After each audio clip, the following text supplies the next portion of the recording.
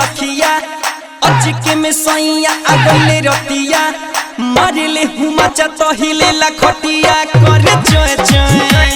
लागता वे डर हम धड़की जिया करे चोय चोय मारिले हुमाचा तो हिले ला खटिया करे चोय चोय पीऊ पिस दारू पी के आइल बाटे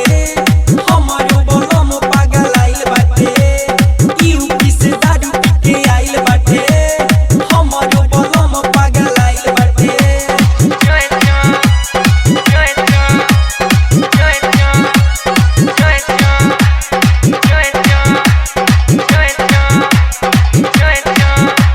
सजिए से बाटे पागल आइल मतिया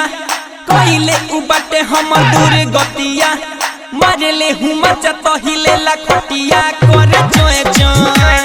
लागता वे डर हम धड़की जिया करे चोय चोय मारले हुमाचा तो हिले ला खटिया करे चोय चोय पीऊ पिस दारू पी के आइल बाटे हमारो बलम पागल आइल बाटे पीऊ पिस दारू पी के आइल बाटे हमारो बलम पागल आइल बाटे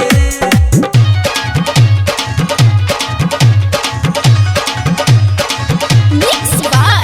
Risma Recording Studio, Dhabi.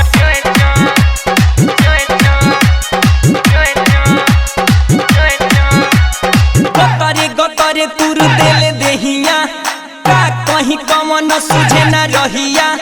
मारले हुमाचा तो हिले ला खटिया करे चोय चोय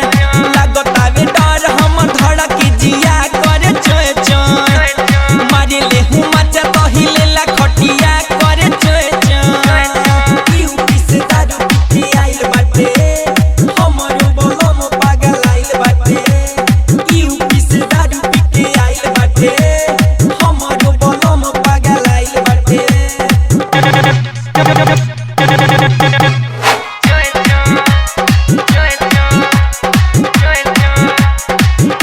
बुझे ना दर्द पर में सब पिया